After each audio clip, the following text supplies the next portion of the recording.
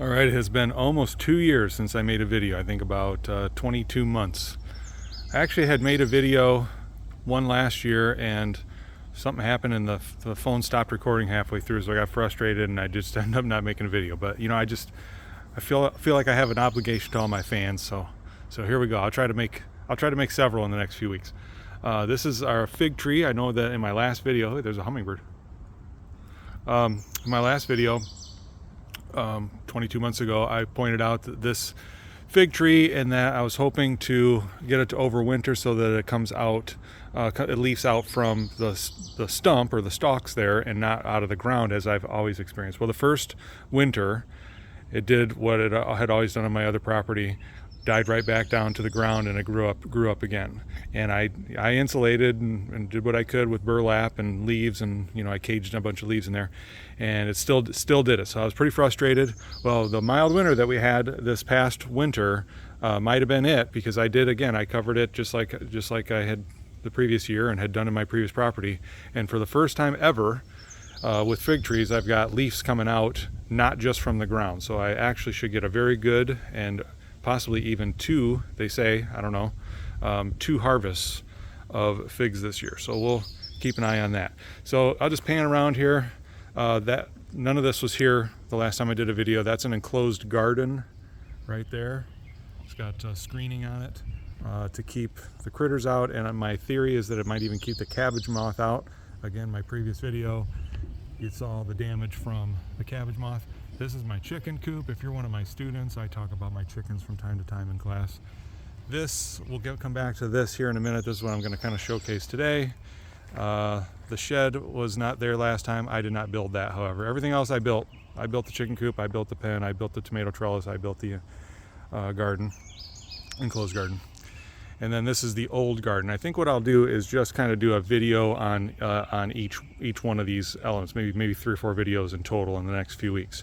But let's take a look at the tomato trellis here today. This is my newest building project that I've not even completed yet. I've got one structure ready to go when it's time to single stem the tomatoes, and then this one has some tomatoes that are a bit smaller yet, so I've got some time before I have to build that trellis. Probably will do that after we get back from vacation in a couple weeks.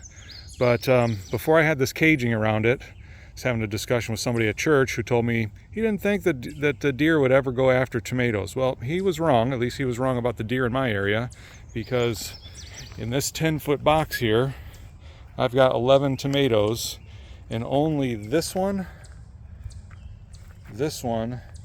and this one didn't get eaten by deer.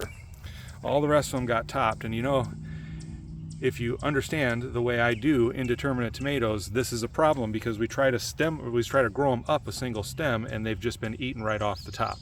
So this is going to be an experiment for me, in which I'm going to continue to single stem them, but use a sucker. So for example, on this first one here, it's been eaten. The main stem is here. This is going to be the new main stem, which comes off of the sucker that is at this joint right here. You've got a leaf here, you've got the main stem here, and then this is a sucker. Well, I'm going to let this be the new main stem and just see if we can do it. And basically, I've got that decision to make on every one of these. Here on this one, it's going to be this one right here, whereas this should have been the main stem. This one's been chopped off right there. Not sure about this, whether I'm going to use this or this. This one's obviously higher, but this one seems a little bit more healthy. So we'll have to make that decision here in the next less than a week, I guess. Obviously that one there, obviously this one here, etc. Can kind of go right down the line. So I'm just about ready for these other 3 to go ahead and run them up string. I've explained my method before, and in the last video I showed, again it's 2 years ago, but in my last video I showed how I single stem the tomatoes up each one of those rods there. I didn't do a video after that. I keep saying why I didn't do videos. I just didn't. And but what I ended up doing for the rest of that summer was I took a furring strip to kind of extend it to get taller, so that I could keep single stemming the tomatoes. That worked okay. I got some tomatoes 2 years ago. Last year was not a good harvest. I don't think the soil is great in there for tomatoes, and especially now that the trees are starting to really leaf out, I don't think they got enough sun. So I decided to go this method, and I'm not going to single stem them up a furring strip this year. I'm going to single stem them up string.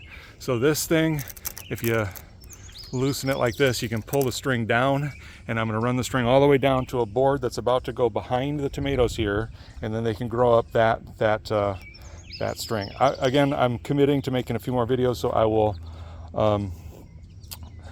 do that, and I will kind of explain that as we do, and we'll revisit the tomatoes. I've got another box here again that's just got some tomatoes that they're not a smaller variety or anything. They were just didn't grow as fast in my window up there in my dining room / greenhouse this time of year. A couple of things real quick. I like to plant dill, the herb, with tomatoes, because reportedly, and I can't say that I've experienced this personally, but reportedly the tomato hornworm will go after dill before it goes after the tomatoes, and the tomato hornworm is much easier to spot on the spindly dill than it is on a tomato plant. And they can just kill your tomatoes real easily. And I also like to plant basil, and it is said, and I have experienced this. So that was a basil there, and then I've got another basil right here. That'll kind of throw off the insect pests as well. So I like to throw those kind of herbs in there. The other thing that I have growing in here is just a squash that came up. This is also, I just did this like 10 minutes ago. I had two of them. This one was over here right next to this one because I planted a couple of seeds in the same hole. And so, of course, two of them pop up here. I threw a few seeds in over here last week, and of course, zero pop up over here. So I separated them. We'll see. It could be a great success, and I have two plants, or I could have killed them both. But I was careful, and I kind of stuck a shovel in, a tool right in here, and kind of separated, took it over there with a bunch of dirt. Right? I suspect that they're both going to survive, and I'll have twice as much yield as I otherwise would. All right, not going to try to bite off more than I can chew. That's my first video in almost 2 years. Thanks for tuning in. I'll talk to you again soon.